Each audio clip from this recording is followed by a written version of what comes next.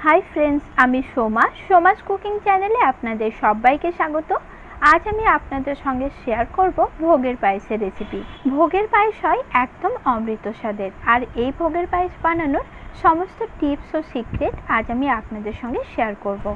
আর এই পায়েস তৈরির জন্য আমি কোনো রকম চিনি বা বাতাসার ব্যবহার করব না। চলুন তাহলে এখন এই রেসিপিটি দেখে নিন। ভিডিওটি ভালো লাগলে লাইক ও শেয়ার করার অনুরোধ রইল। ভোগের পায়েস রান্না করার জন্য প্রথমে আমি এখানে 100 গ্রাম গোবিন্দভোগ চাল নিয়েছি। চালটা আমি 8 ঘন্টা আগের থেকে ভিজিয়ে রেখেছিলাম। এখন চালটা অনেকটাই নরম হয়ে গেছে। তারপর চালটাকে আমি 3 বার জল পাল্টে খুব ভালোভাবে ধুয়ে নিয়েছি। এখন চালের যে জলটা রয়েছে সেই জলটা ফেলে দেব আর চালের এক্সট্রা জলটা ভালোভাবে ঝরিয়ে নিতে হবে। দেখুন চালের এক্সট্রা জল আমি ভালো করে ঝরিয়ে নিয়েছি। এখন এর মধ্যে আমি 1 চামচ ঘি দিয়ে দিলাম। ঘিটা চালের সঙ্গে খুব ভালোভাবে মিশিয়ে নিতে হবে। এতে কিন্তু পায়েসের টেস্টটাও ভীষণ ভালো হয় আর গন্ধটাও ভালো আসে। আমি টোটাল 2 চামচ মতো ঘি 100 গ্রাম চালে ভালোভাবে মাখিয়ে নিয়েছি। এখন চালটা এক সাইডে রেখে দেব। অন্যদিকে আমি নিয়েছি দুধ। আমি এখানে 2 লিটার দুধ নিয়েছি। এখানে আমি লিকুইড গরুর দুধ ব্যবহার করছি। চাইলে আপনারা প্যাকেট দুধটাও ব্যবহার করতে পারেন, তবে যেটাই ব্যবহার করুন না কেন চেষ্টা করবেন খাঁটি দুধটাই ব্যবহার করার। এই দুধের মধ্যে আমি এখন দিয়ে দিলাম হাফ কাপ গুঁড়ো দুধ। দুধটা ভালোভাবে মিশিয়ে নিতে হবে।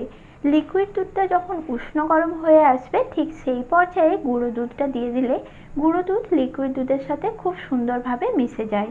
দেখুন দুটো দুধই আমি সুন্দরভাবে মিশিয়ে নিয়েছি। লিকুইড দুধের সাথে কিছুটা গুঁড়ো দুধ মিশিয়ে নিলে লিকুইড দুধটা আরও অনেক বেশি ঘন আর ক্রিমি হয়ে যায়।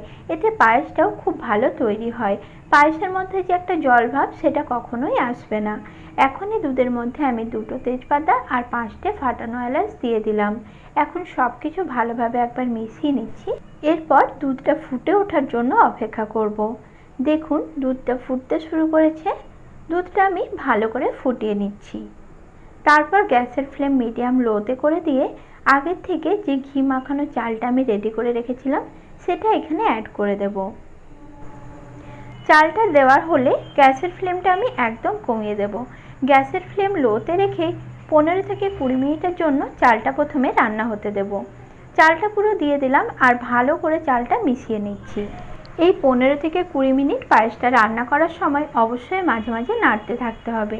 তাহলে চালগুলো সব দিক দিয়ে সমানভাবে সেদ্ধও হবে আর পাত্রের গায়ে পায়েসটা লেগেও যাবে না। পায়েসটা আমি টোটাল 20 মিনিট মতো রান্না করে নিয়েছি আর পায়েসের চালটা এখন 60% মতো সেদ্ধ হয়ে গেছে। এই পর্যায়ে আমি দিয়ে দিচ্ছি মিশ্রি।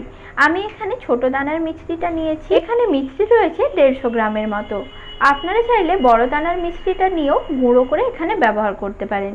অধিকাংশ ভোগের পায়েস কিন্তু মিশ্রি দিয়েই তৈরি করা হয়, যে কারণে পায়েসের স্বাদ এত ভালো হয়। চিনি দিয়ে পায়েস রান্না করলে দেখবেন পায়েসের মধ্যে একটা জলভাব থেকে যায়।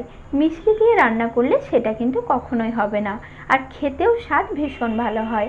আগে যদি এভাবে কখনো পায়েস রান্না না করে থাকেন একবার হলেও বাড়িতে ট্রাই করবেন। আশা করি আপনাদের খুব ভালো লাগবে। এখন পায়েসটা আমি আরও 10 মিনিটের জন্য রান্না করব। এখন যেহেতু পায়েসটা ঘন হতে শুরু করেছে তাই কন্টিনিউ নাড়াচাড়া করতে থাকতে হবে। অন্যদিকে গ্যাস অন করে ফ্রাই প্যান বসিয়ে নিয়েছি। এখন এর মধ্যে আমি 2 চামচের মতো দিয়ে দিচ্ছি ঘি। ঘিটা ভালোভাবে গরম হয়ে গেলে আমি এখানে কিছুটা কাজু ও কিশমিশ নিয়েছি সেটা দিয়ে দিলাম আর 30 থেকে 40 সেকেন্ড মতো এইগুলো একদম লো ফ্লেমে একটু ভেজে নেব। চাইলে কাজু ও কিশমিশটা আপনারা আলাদা করেও ভাজতে পারেন। 40 সেকেন্ডের মতো কাজু ও কিশমিশটা আমি ঘি একটু ভেজে নিয়েছি। এতে করে কাজু কিশমিশের ফ্লেভারটাও ভীষণ ভালো হয়। পায়েসটা আমি আরও 10 মিনিট রান্না করে নিয়েছি আর এখন দেখুন আগের থেকে অনেকটাই ঘন হয়ে গেছে। এই পর্যায়ে ঘিয়ে ভেজে রাখা কাজু ও কিশমিশটা আমি অ্যাড করে দিলাম। এখন এগুলো পায়েসের সঙ্গে ভালোভাবে মিশিয়ে জাস্ট আর 5 মিনিটের জন্য রান্না করে নেব। এই পর্যায়ে তেজপাতাগুলো আমি তুলে নিচ্ছি। আবারও 5 মিনিট পায়েসটা ভালো করে রান্না করে নিয়েছি। এই পর্যায়ে গ্যাসটা আমি অফ করে দেব, কারণ পায়েসটা যখন পুরোপুরি ঠান্ডা হবে এটা আরও অনেক বেশি ঘন হয়ে যাবে। তাই গ্যাস অফ করে পায়েসটা আমি প্রথমে পুরোপুরি ঠান্ডা করে নিচ্ছি। তারপর আপনাদের দেখাচ্ছি পায়েসটা ঠিক কীরকম তৈরি হয়েছে। দেখুন আমি পায়েসটা এখন পুরোপুরি ঠান্ডা করে নিয়েছি আর আগের থেকে পায়েসটা কতটা ঘন হয়ে গেছে। এখন পায়েসটি আমি একটি সার্ভিং বোলের মধ্যে সার্ভ করে নিচ্ছি। রেসিপিটি আপনাদের কেমন লাগলো আমাকে কমেন্টে অবশ্যই জানাবেন। নমস্কার বন্ধুরা, সকলে ভালো ও সুস্থ থাকবেন।